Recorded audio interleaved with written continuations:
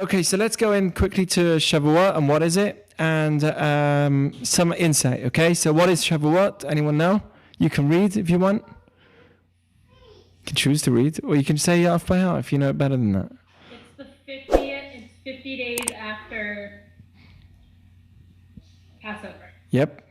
It's the 50th day after Passover, and it's the celebration of receiving of the Torah. So we have Sukkot, we have Passover, and we have Shavuot. Shavuot is not so heard of outside of the religious community for some weird reason, but it's directly written in the Torah. It's a requirement in the Torah as much as all the other holidays. And it's 50 days after Passover, we celebrate the receiving of the Torah. We left Egypt, we received the Torah on 50 days after, on which mountain? Mount Sinai. Good, Mount Sinai. I knew you knew it. Okay, so we were on Mount Sinai, and that's where we received the Torah. Am I getting Zoom bombed? Okay. Now, the next thing is, the next question people ask me is, why do we have two holidays for the Torah? There's another holiday that we have for the Torah called Simchat Torah, which is happiness of the Torah. So here I wrote, and I'm going to get deep into this, but I wrote because Shavuot is about receiving the Torah. That's when we got it. We didn't really know what we're getting. Simchat Torah is the celebration of studying it. And what happens on Simchat Torah? We go through a year full of studying the Torah. We read it every single week. This year might be very difficult for some. But normally if you go to synagogue every Shabbat, you will read the Torah at least once every Shabbat. By the end of the year, you have completed the entire Torah. Yes, we complete the Torah at least once a year. So by the time we're actually meant to read it twice, but we complete the Torah at least once a year. And that's what Simchat Torah is the celebration of completing, of studying the Torah. Shavuot is the celebration of receiving the Torah. So here's a great example of why that's different. I'll give you an example, a parable to make you really understand the beauty of what's going on here. If I was to give Jonathan, let's say, a beautiful gift, would he say thank you? Of course. I'll give him a nice cheesecake, or Shira gives him a cheesecake, of course I'll say thank you. He'll be like, Dan, I'm so happy. Even if he's on a diet, ridiculous diet, which is called, you'll definitely lose weight in 3 months. And what's the diet? It's called, what's that diet that everyone takes nowadays? Keto. Even if he's on keto, which is like the diet, you'll lose so much weight in 3 months. Yeah, of course you're going to lose weight in 3 months if you eat like a rabbit. You're eating a bit of vegetables for 3 months. Of course you're going to lose weight. Never mind. So I tried it for 1 day and I got dizzy. Anywho, so I'm just throwing out here. But the idea here really is that if I was to give somebody a gift, the first thing you do is you say thank you. Then what happens when you open it? And then you see inside of it, it's not just the cake, it's it's gorgeous, the way it's made, the way it's done. You'll call up again and you'll say thank you with detail, like, look what you gave me, this is so amazing. So that's why actually when we get called up to the Torah, we have 2 blessings. The first blessing, does anyone know? What the blessing is when you get called up to the Torah. Yeah, Mod, Jonathan. Thank God for giving the Torah, right? Yep. So the very first thing is actually for choosing the Jewish people and giving us the Torah. Okay, so at least giving us something. Right? Asher bachabanu, for choosing us, Hashem. Mikol ha'amim, from all the other nations. You didn't choose us to be good at sports. You didn't choose us for anything, just to send a message and have a good lifestyle that's directed through Torah. Not everyone accepts it, but we proclaim when we get called up to the Torah that we thank you for choosing us and giving us the Torah. The next thing, after it's finished and we're about to leave, we make one more blessing on the Torah. And what's that blessing? Now we've read the Torah, we've looked at the text. So now we say, Asher natalanu Torat Emet, who gave us the Torah, which is Emet. What's Emet? Truth. And you've given us a life of sustenance, and we start talking detail of what's inside of it. That is the difference. The very first blessing is, hey, thank you for giving this to me. I don't know what it is. The second blessing is, wow, I've just studied this stuff and this is amazing. So that's the difference between Shavuot and Simchat Torah. Shavuot is literally a celebration of getting something. We know it's awesome. It came from you, God. That's pretty cool. But then the next thing is Simchat Torah, which is half a year later, and that's the celebration where we go nuts, we get crazy, we dance, we sing. That's because we've experienced it, we've studied it. Now we're happy for what we have inside. Okay, so that's why we have 2 holidays for the Torah.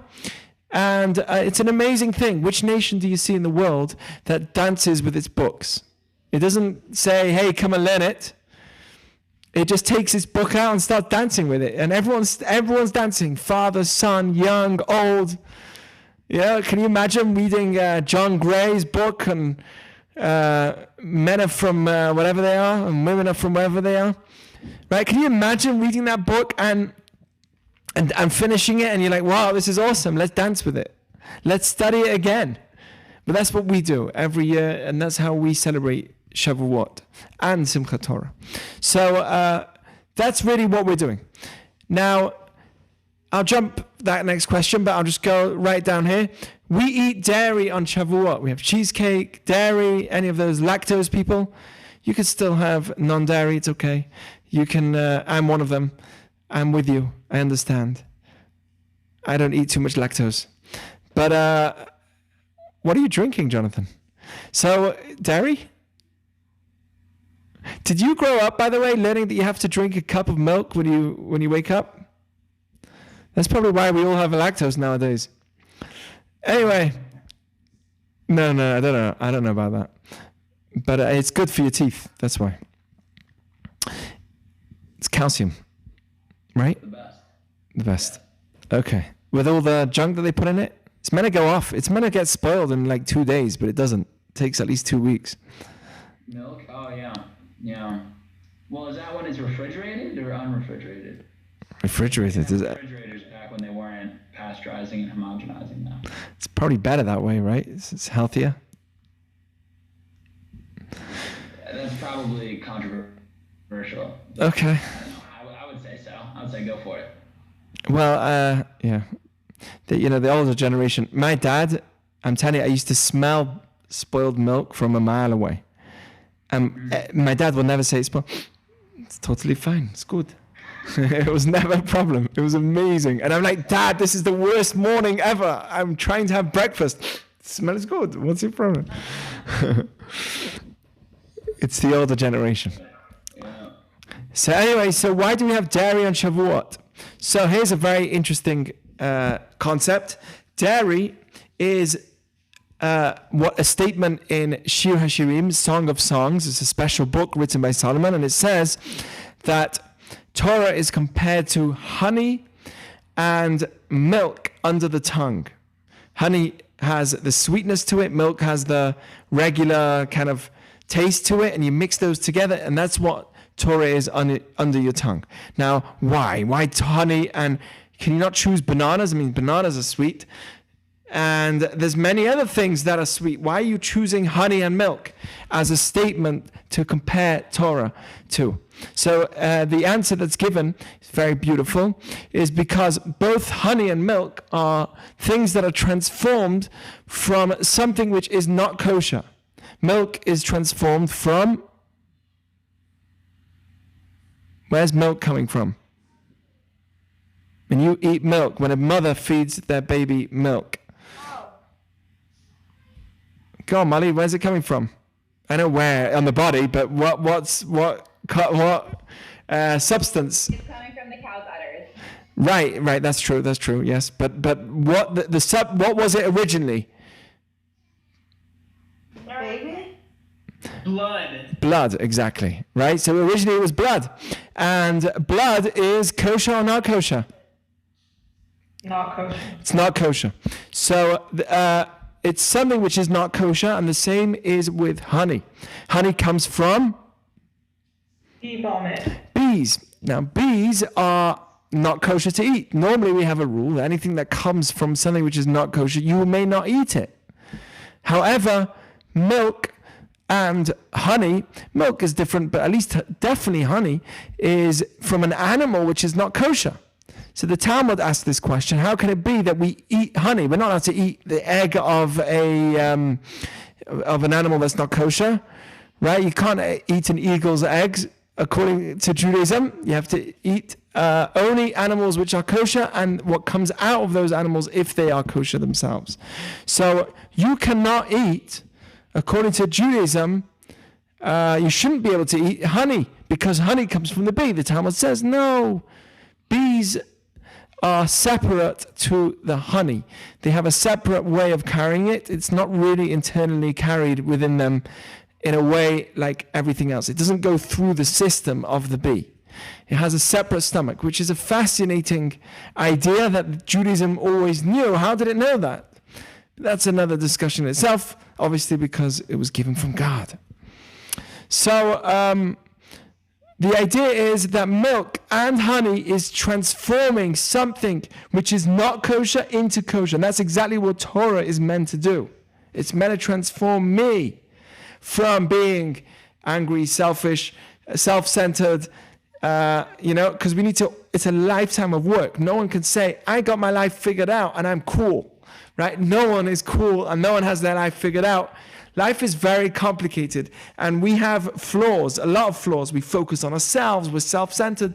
So what we need to do is study. One of the ways is to study to transform ourselves into being a better person. I guarantee you that if not for Torah, I would not be Jack Malol. I'll be Jacked Malol or something else. I don't know. But I will not be the man I am today, living the life that I'm living today, if not for Torah, because I know as a fact that Torah, what it's done to me, has been a transforming process. It's literally transformed me constantly. I'm learning about different ways to overcome challenges.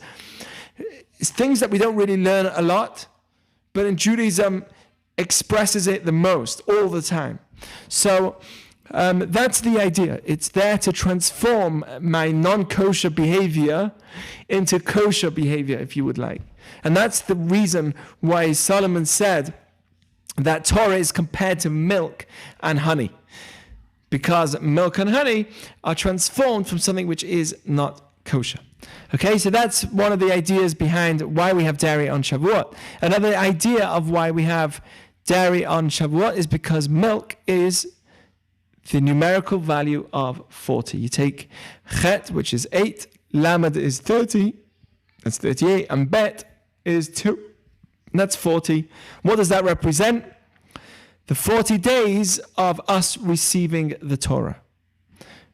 And that in itself is a big question, but we received it on one day, and then it was given over in 40 days, in a period of 40 days, for Moses to receive it. 40 is a big number.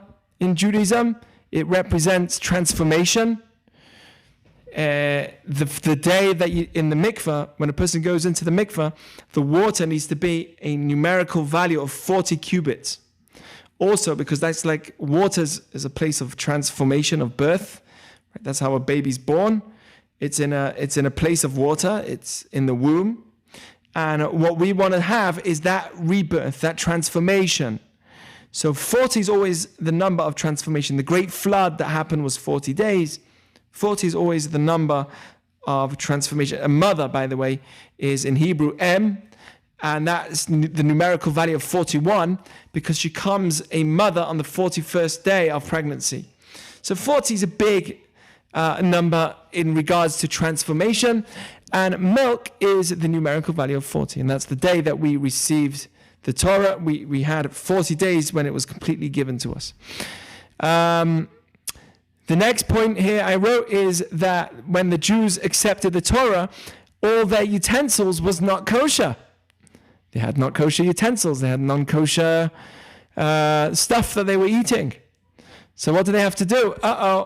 So their best solution was to eat milky products. And that way, you have no problems with non-kosher utensils. Milky products, as long as it's cold, doesn't really have a kosher issue. And therefore, that's how they went for those 2 days whilst we were receiving the Torah. That's the next thing. And this is a good question. People ask me, you can see my pointer. Why is Mount Sinai not a sacred place in Judaism? So I don't know if you've been to Egypt, but you can actually go to Mount Sinai. Did you know this? Have you seen the stones of Mount Sinai? Anyone here seen the stones of Mount Sinai? You can actually chop them off, and they have an amazing figure to them. Has anyone heard about the stones of Mount Sinai?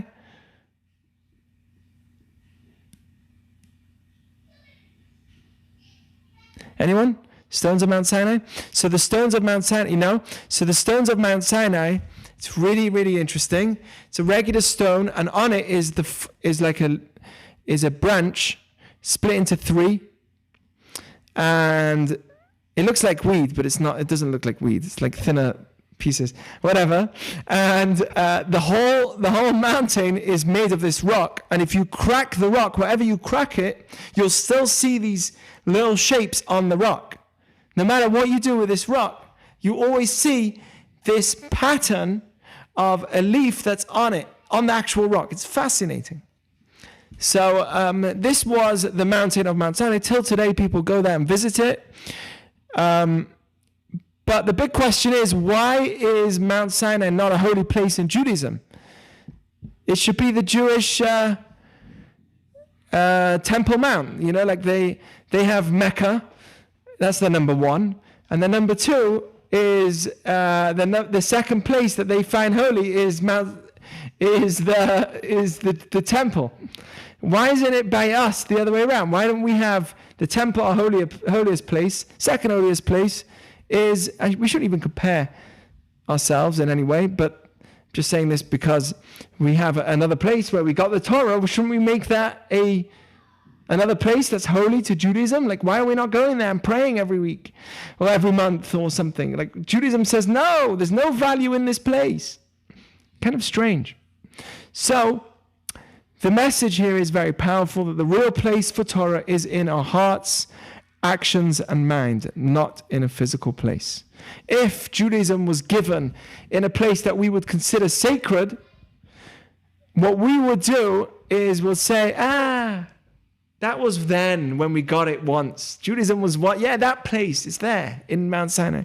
Since we don't take any value to Sinai in itself, there's no value to Judaism in Sinai, it's left us with, where it has to be in my heart. Subconsciously, it's left us with this feeling like, hey, Judaism wants you to grow everywhere, wherever you go.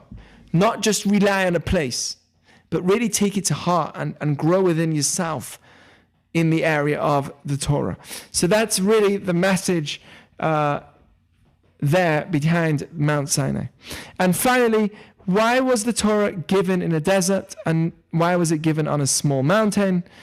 And the answer to that, well known, is that the Torah is best acquired to those that live a humble lifestyle. You want to be successful in Judaism? Be humble, number one. How do I know? Well, look at it. In dating, the number one rule is, and marriage in itself, is compromising. Number one rule is compromising. No way there's anything else that comes close to the power of compromising in relationships.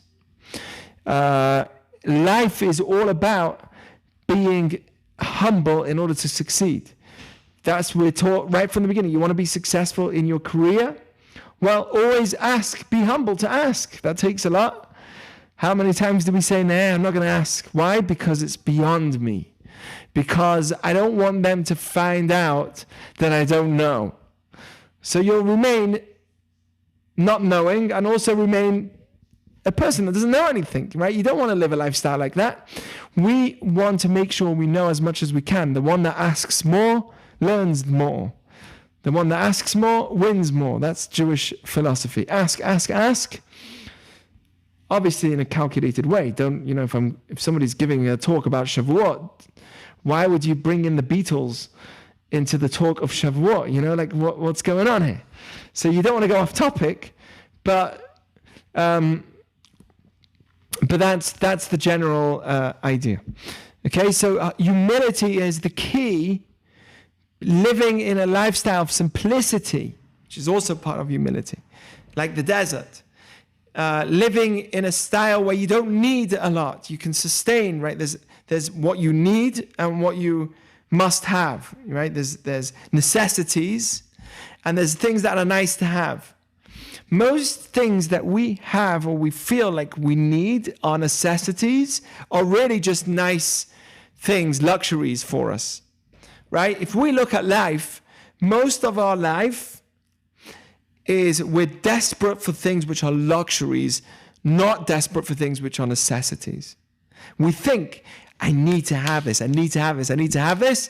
Really, if you break it down, you don't need to have it to survive, right? It's a luxury, not a necessity. It's very rare that there's things that are actually a necessity. And what Judaism here teaches is like, get yourself into that mode.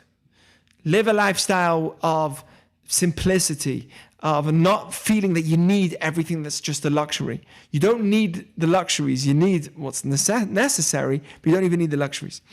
That's what we need to also adapt into ourselves in order to being a great person in life, a successful person in life, a person that accepts all the wisdom that Torah teaches, is to have humility. Think about it. The guy that doesn't have humility, so you know that there's a great idea in Torah, and he's like, who wants to hear that? Right? So humility is what fights everything Judaism teaches. Humility is what keeps everything the Judaism teaches. Pride is what fights against everything that Judaism teaches. Pride is many times what makes us deny God. Pride is most times, right? It makes bringing up children difficult. All the values that Judaism teaches are fighting against our inner pride. And what we've got to do is humble ourselves, lower ourselves. That doesn't mean we should, by the way, we need to define what humility is. It doesn't mean that we should feel worthless. It doesn't mean that we should dress in rags and not look beautiful. Judaism wants you to look beautiful, make yourself look amazing. But who says that you need to go an extra mile beyond? That's the big question. Okay, so you can have a simple, beautiful shirt. You don't need to have that massive logo all over it saying, hey, look what I bought. I'm flexing my muscles, you know? So Judaism wants you to be living a good life, living a beautiful life, but also be happy with the simplicity. Never live a lifestyle where you're always saying, I need, when you don't need it. It's just a nice luxury to have. So those are the reasons behind Shavuot. Those are the messages in general, the basics of what Shavuot is. And that's really the idea. There's also the fact that we got 2 tablets. Right, remember when we got the Torah? So the first time we got it, it was like a major event, but we kind of messed up. We did the golden calf, so it got removed from us, and we got the tablets a second time. And the interesting thing is we're celebrating the first time we got the tablets. That's weird. Why are we celebrating the first part of this holiday? It's kind of like, hey, that time we messed up. Why are you remembering that? And there's 2 messages there. First is we're celebrating why we received the Torah, and we received it the first time, so that's what we're celebrating. But the second point here, which is very important to understand, is we always want to push ourselves to be like how great or how we were originally. We should never ask ourselves, right? There's a statement in the Talmud. A person needs to always ask himself, when can my actions be as good as my great-grandparents, as great as my great-great-grandparents, as my forefathers like Abraham and Isaac and Jacob? And the question is, why are you looking so far back? Look like now. When can my actions be a bit better? Why are you? Because Judaism wants you to strive for as high as possible as you can go. Fine, you won't make it up there. You might not make it there, but at least be there. At least try to get there. It says in Pirkei Avot, it's better to be a tail of a lion than the head of a fox. You hear that? It's better to be the tail of a lion than the head of a fox. What's better?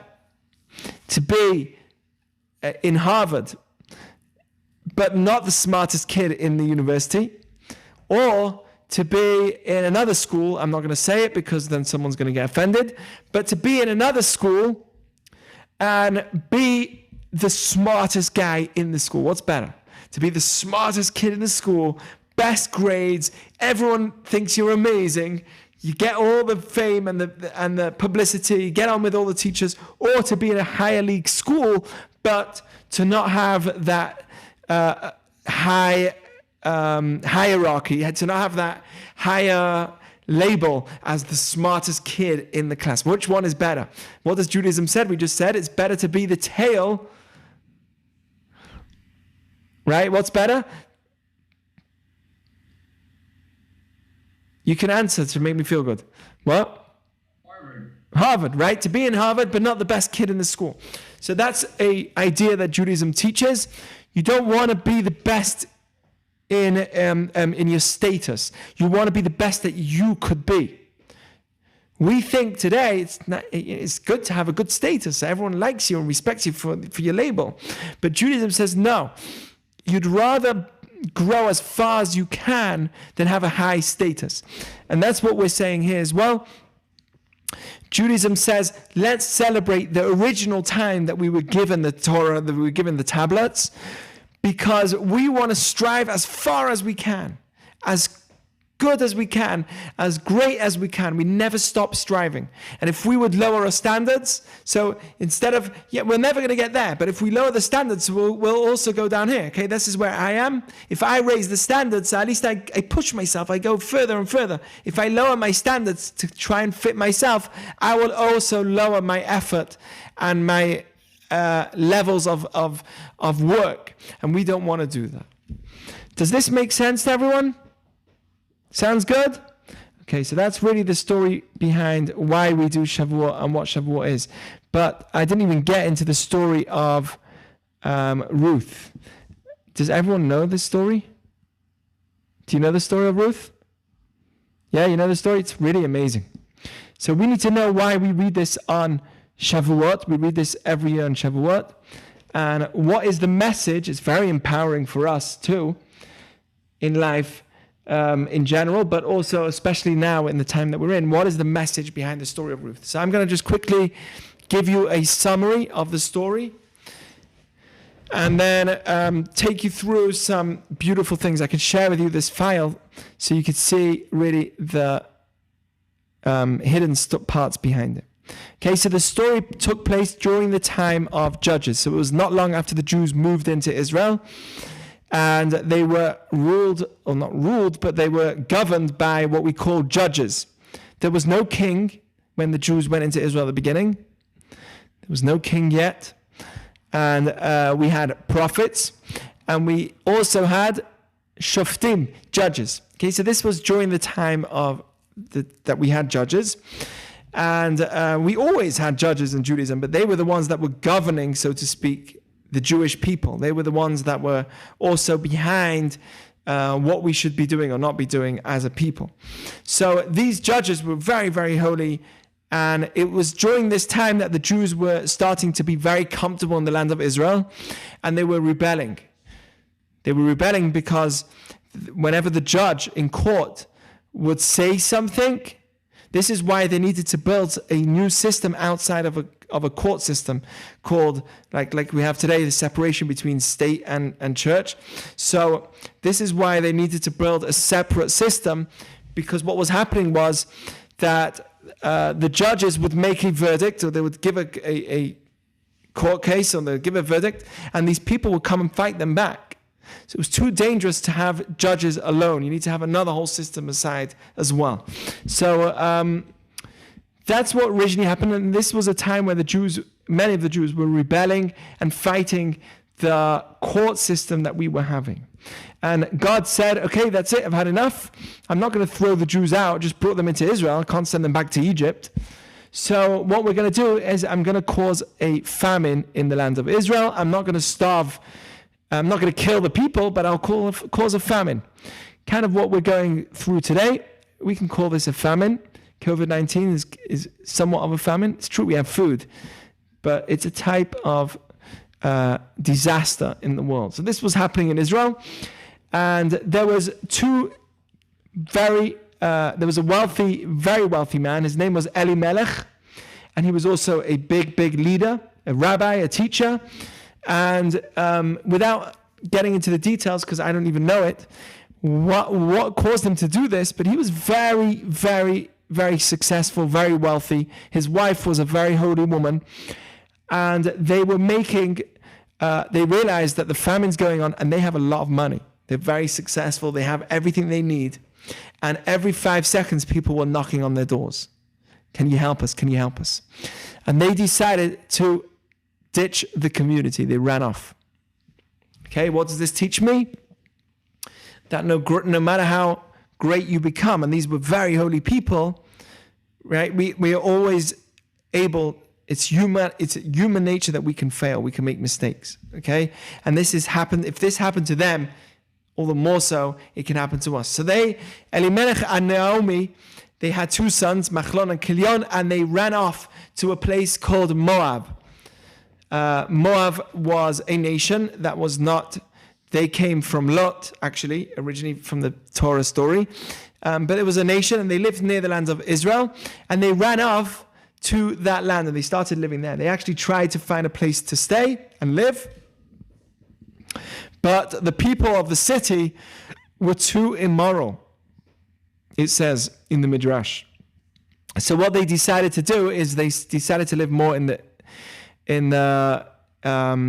fields, less in the urban areas.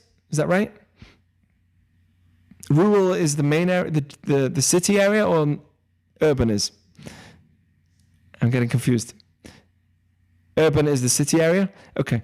So they decided to live more in the rural areas and go in the areas of land, but still in the fields of Moab. And during this time, Elimelech dies. His 2 sons marry 2 girls from Moabite women. They obviously convert, and they are Ruth and Orpah. These are very spiritual and special women. One was called Ruth, that's where the story comes from, and the other was called Orpah. Not only does Elimelech die, but Machlon and Kilion, these 2 sons of Elimelech, also die as well. And this leaves Ruth and Orpah as widows, together with Naomi, who's also a widow. So you have 3 ladies that are in Moab alone. Ruth and Orpah are committed to Naomi, and they stay with her. Well, actually, they did not convert. I'm just thinking about it now. They did not convert yet, but we are taught in the Torah that a Moabite is allowed to marry a Jew. Okay, so a Moabite, we don't know who they are today, but according to the Torah, they are actually allowed to marry within the Jewish people. Okay, so after 10 years, Naomi decides to return to the land of Israel. And they decide to return. It says actually that when Naomi leaves and starts leaving, it mentions it twice. Naomi leaves and Naomi leaves. It says it a number of times to teach me that when a righteous person leaves a place, we learn this also in the Torah, when a good person leaves a place, it's not just them that's leaving, it's the vibes as well. It's all the good that they did, their energy, right? When you feel like someone's missing, it happens to me as well. You know, sometimes I travel or Shira travels, and we just feel like the vibe in the house is different. The kids feel it, everyone feels it. Because the person is not just a person leaving or coming. By the way, this is a great lesson for parents, for our parents. When we leave our parents' home, whether it's to travel or whatever it is, it's a big deal for them. Because we leave and we continue our world, but they have lost that vibe that you have given to that home. It's a big deal for them, for parents to see their child leave. Anyway, so it says that Naomi left Moab, and it says it twice to teach me that when a righteous person leaves a place, it's not just them that's leaving the place physically, it's also all of their vibes that is leaving that place as well. It's a great lesson for us that we have to understand what we create, the environment we create is not just us, our physical being that's created in this place. It's also our vibes that's created in this space. It's what we do that's created in this space. And when we leave it, we leave with a whole package, with a whole package of vibes that comes behind me. So that's what happened with Naomi. It mentions that twice, just an extra point there. And this is after 10 years of being in Moab.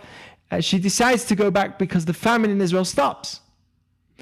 And she obviously starts walking back, and Ruth and Orpah start following her. And they say, we want to join you. And at this point, she starts teaching them the laws of conversion to Judaism. Yes, conversion to Judaism is not just eating bagels and lox, but it takes actually a process, okay? And they said, we want to join the people. We want to come Jewish. So Naomi, obviously, when we're told, she tells them to go back 3 times. And the Talmud says from there we learn that if somebody asks to convert to Judaism, you're meant to actually tell them that we are, you're good where you are. You don't have to convert. That, by the way, is a strength in Judaism, not a weakness. If we would say, of course, come in, join us. It sounds nice and inclusive. We are also inclusive. We do let them join. But at the end of the day, it shows that, you have a problem with the place that you're in right now. And we don't believe that. We believe that even non-Jews have a place in the world to come.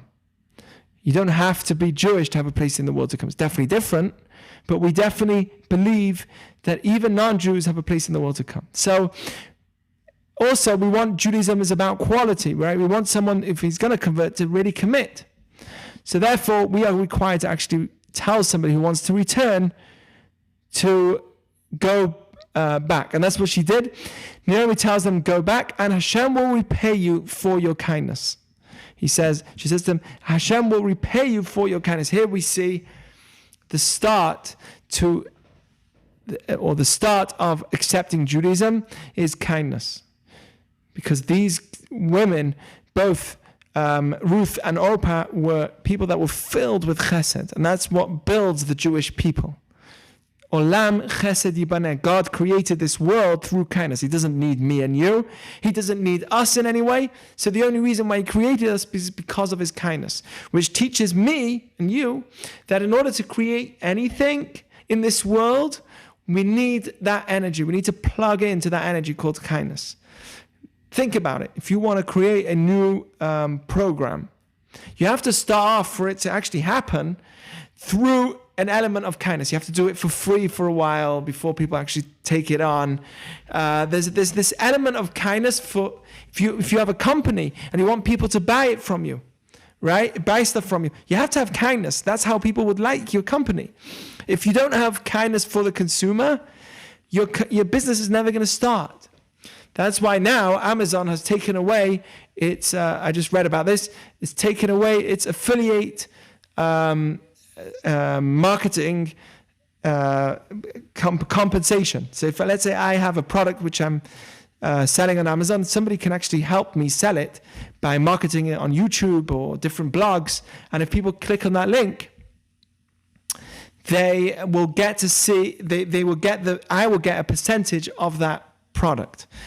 It's like a lot. It's 8% or 10% of the product. For every guy that buys a product based off my recommendation, I can get 10% of that product, which is an amazing amount of money.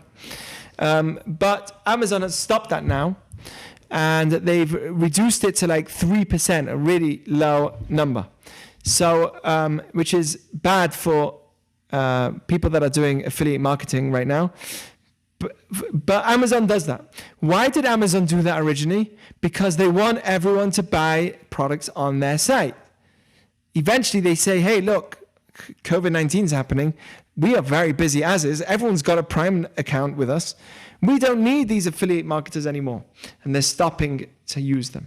So the way that companies want to succeed is to start off with more kindness. That's how in every aspect of life, we are very kind at the beginning to allow that being to be part of me, or whatever it is. And we want to maintain that throughout our life. But if you don't have that, you're not going to have a start. And we see that Naomi says, Hashem will repay you for your kindness, meaning, look how much kindness you did already till now, which teaches me that in order to accept Judaism, you also have to have an element of kindness within you. If you're all about yourself, you are not going to fit into the vibes or the values of Judaism very well. Okay, similar to what we said about humility. Humility and kindness are very important values to accept Judaism as a whole. Anyway, so Orpah decides to go back home. Ruth stays and says, where you go, I go. Where you live, I will live. A famous statement. Your people are my people. Your God is my God. This is the famous quote of Ruth when she responds to Naomi and says, wherever you go, I will go. Okay, here it is. Where you go, I go. Where you dwell, I dwell. Your people are my people. Your God is your God.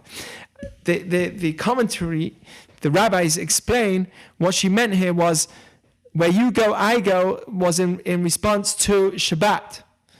And because Naomi was telling Ruth, you know, if you come Jewish, you got to do this Shabbat thing, and you can't just travel on Shabbat. So she says, where you go, I go.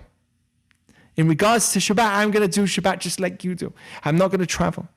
And then she says, well, you got to live like me. What does living like me mean? Well, you can't do yichud. You can't be with people that you're not married to. You can't be in relations with forbidden relations. There's lots of modest laws that apply to Judaism. So she says, no, where you live, I live. I'm going to do the same thing.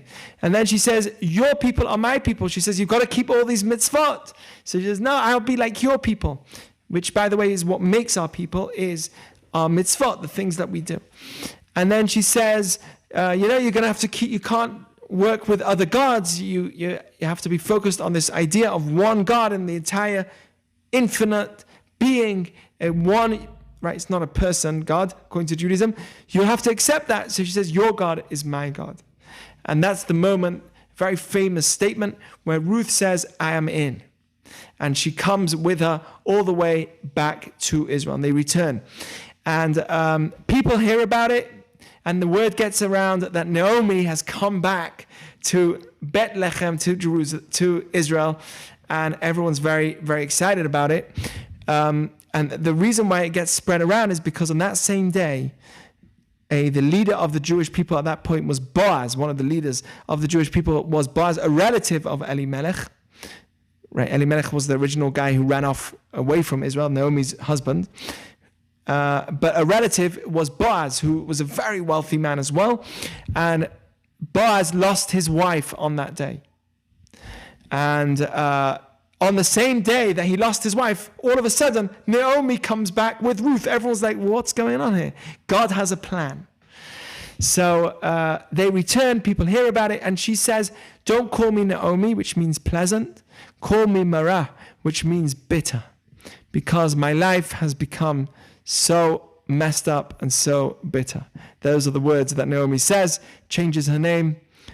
And then the basic, it's a very short story, right? So Boaz, we said, was the relative of Elimelech, who was Naomi's husband. And they are very hungry. Naomi and Ruth are starving. They don't have food. They are living in extreme poverty. And Ruth decides to gather crops. And she says, listen, maybe I'll go to the land, to the fields of Boaz, your relative. Is that okay? She says that to Naomi. Naomi says, I approve. Maybe you can go there. Maybe he'll help us. And she goes to the field. And in Judaism, we have a rule called leket, shechicha, and peah. Leket, shechicha, and peah means that there's different laws of somebody who works in the land in Israel, that if your crops fall on the ground, you have to leave it for the poor to take. There was also peah, which means a corner, like we have peot on the side. So there's also peah in Hebrew, which means a corner of the land has to be designated, a small section of the land has to be designated for the poor. And there was also shechicha, which is stuff that you forgot to harvest. that was also for the poor as well. So there was a great amount of time when people could come into people's lands. Jews would be able to come into other landowners and take their crops for their needs of their family and so on. So that's what Ruth did, and she came in, and Boaz sees her, takes note of her, and he says, "Who is this?" And the Talmud explains he saw her modesty. He saw that the way she waited first for everybody else to take, and then she went and took. She was a very shy and modest personality, and that was attractive to her. And then they said, "That is the one that came with Naomi." And he says, "Oh, that's the one that came with Naomi." So he goes over to her because he heard about her already, and he says, "Please, I want to ask you, don't go to any other land to gather crops. Only come here to gather our crops that fall, because I want to help you." And she is shocked. Ruth is shocked. I'm a Nochriya. I'm a stranger. I'm not a Jew. I'm a stranger. And you take me like this. It's so amazing. Well, she came Jewish, but she still felt like an outsider. And Boaz looks at her and says, "I heard about your commitment to Ruth, to Naomi. You were committed all the way through, and how you converted." And that was something which really attracted him to her. And Ruth goes back. She tells Naomi what happened. She says, all the great things that he liked about me, and it was amazing, and we met each other. And Naomi is so thankful. She thanks God. She says a special blessing, and basically Ruth and Boaz get married. So it's a beautiful ending to the story. What's great about this story is that also from Ruth, this is the main point here, from Ruth and Boaz, they have a son called Oved. Oved was the father of Yishai, who is the grandfather of King David. Okay, so it's Ruth has a child called Oved, who has a child called Yishai, who has a child called King David. So the king of the Jewish people, the greatest king who wrote Tehillim, Psalms, came from a convert. How cool is that? Right? Our leader, the greatest of the great, came from a convert. And that is the ultimate proof that if somebody really converts to Judaism, they are accepted 100%. There's no such thing that if somebody converts to Judaism that we say, "Oh, they're still an outsider." That's wrong. In fact, we have an extra mitzvah in the Torah, "V'ahavtem et hagel," you must love the convert. You must actually emphasize your extra amounts of care and love for the convert. What's the message of this story, and why is this story written and given on Shavuot? Can anyone guess why you think we read this story on Shavuot? Go for it. I have a guess. Yes. Well, you talked about earlier how Shavuot is about taking what was unkosher and making it kosher, or impure and making it pure. So I think that there's a parallel with how Ruth was once not a Jew, and then she became a Jew. Beautiful. And that's exactly it. But even on a more deeper level, does anyone else want to have anything else to say? No? Okay, so what did we accept on Shavuot? What did we get on Shavuot? What did we get on Shavuot? I've been speaking for an hour. Right, we got the Torah. So if we got the Torah on Shavuot, were we Jewish before that? No. Really? Yes or no? Why? How are we Jewish without the Torah? Can somebody come Jewish now if they say, "I don't want Torah in my life"? No, they have to. We weren't Jewish actually because we were Israelites, not. Good. We were the sons of Abraham, Isaac, and Jacob. We were destined to receive the Torah. God says, "If you choose me, I choose you," to Abraham. But we were not. We were a nation, but we were not yet Jews. You only come Jewish once you accept the Torah. So if that story is about conversion, the greatest conversion, which brought about one of our greatest leaders, so it's to remind us that we also were converts on Shavuot. We also accepted the Torah on Shavuot. What's even better, what even deeper, I think, is that if we are celebrating Shavuot right now, right this year, then we have to reconvert as well to Judaism, just like we did back then, because all the Jewish holidays is not about remembering something that happened. That's not what Judaism wants us to do. It wants us to relive what happened.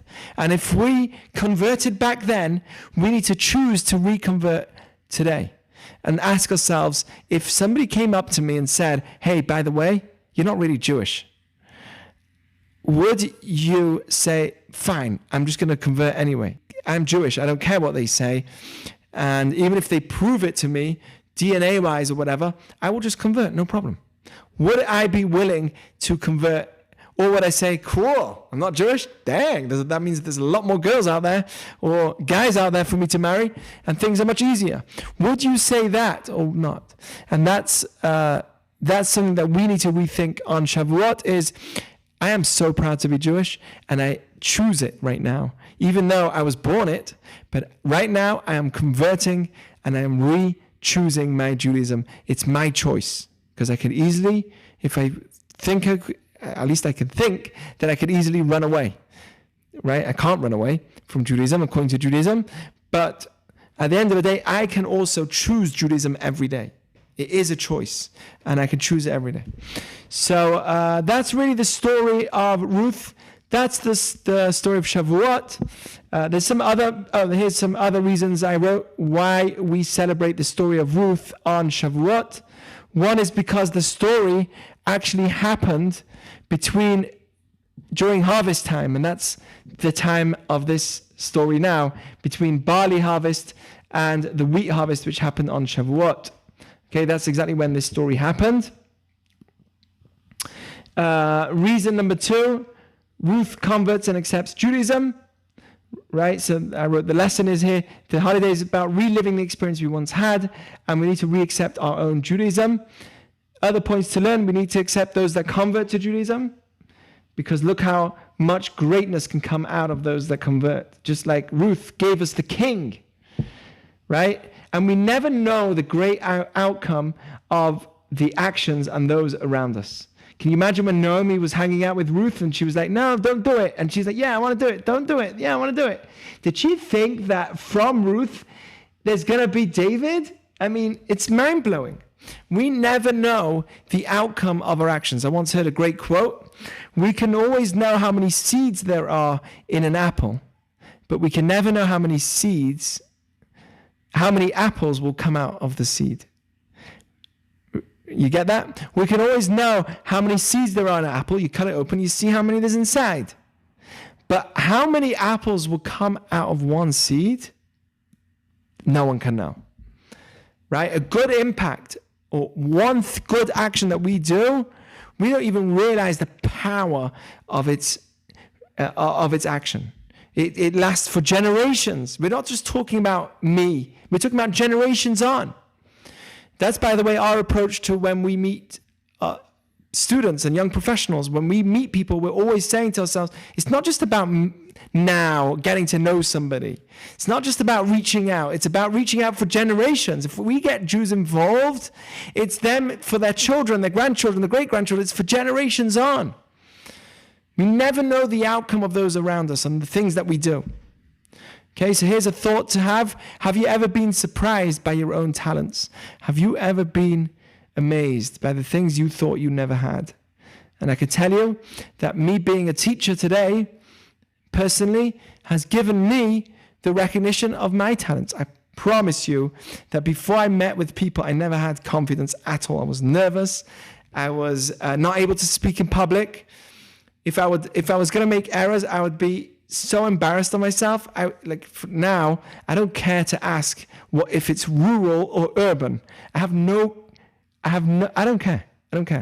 Right? So the idea is maybe I care a little bit. But the idea is that I built myself a certain element of confidence in my career, and I never knew I had it. I also didn't know my ability to help people as much as I do today. So these are things that through my experience of life, I have discovered. And I promise you, you all have that as well. We don't even realize the powers of our talents. And that's really also a powerful message hidden here, right? When we study Torah, we don't realize the outcome of the Torah that we study. And that's really the story of Ruth as well, is Ruth from rags to riches. Sometimes when we try to do what's good, we don't see that it helps. We think, it's just worse. I tried to help someone and it got back in my face. I tried to do a mitzvah and it came harder. So we have to always know this is part of our test, and Hashem will never give us a challenge that we can't overcome. The test for Ruth was, you are going to be the grandmother of the greatest leader of the Jewish people, one of the greatest leaders of the Jewish people. And in order to get there, to receive that greatness, she had to go through certain stages of growth. And that's what she went through. Okay? So what's the key? Consistency, commitment. That's the key to coming out from rags into riches, to keep going, like Ruth. She never gave up. Same with Torah. Every day we learn a bit more, until we become the most successful people that we can become. Okay? We learn more every day. Never give up. And if you do, get back into it. Never fall. If you do, get up again. That's the way of the righteous, and that's the way of Torah. Rabbi Akiva said, a water cracks through a stone. How does water crack through a stone? Because of persistence. Water's soft, a stone is hard, but it can crack straight through. It can destroy right through a stone, only because a drip after another drip, after another drip, after another drip. So persistence is what destroys and breaks all boundaries, all barriers. And the same is with Torah and good deeds. It can seem insignificant at the time that we do it, but the outcome later on in life is huge. And the opposite is seen when we avoid lifestyle of Torah. It's like you enjoy now, but you pay big time later. So when it comes to spirituality, you don't enjoy as much now because you're having effort, even though eventually you will enjoy the now as well. But you receive and you reap the rewards after. It's like going to a class with me, like when you sit in it, you're like, oh, why am I doing this? I should be on YouTube or whatever. And then afterwards, you feel good with yourself, right? I hope. You'll feel good with yourself. So that's how Torah works. At the time you're doing it, it's effort. Am I going to do this? I don't know. You get there. And then when you're there, you study and you enjoy it. But it's afterwards that really matters. And that's where happiness is found. Happiness is found after how you feel about something. Okay, so the difference between New Year's, my example would be, and Rosh Hashanah is not as exciting. There's no music. It's in a synagogue. There is music, the cantor. Blah, right, that's your music. But there's not much exciting music. And it's hard. It's like, what am I doing this for? But how do you feel about it the next day? And how do you feel about New Year's the next day? If you tell me you feel good, then you're just trying to ruin my speech. But if you tell me I feel really good after a New Year's party and I feel great, so I tell you, then how will you feel if you do that? If you do this every year at the age of 90? Would you even celebrate it at 90? And the answer is probably not. And definitely, if you still say yes because you want to ruin my speech, then definitely at the age of 90, the celebration will not be the same as it was when you were 20. Because life is really about thinking ahead of the game, not at the moment. Okay, it's always about thinking ahead of the game. And that's what Judaism and Torah and spirituality does.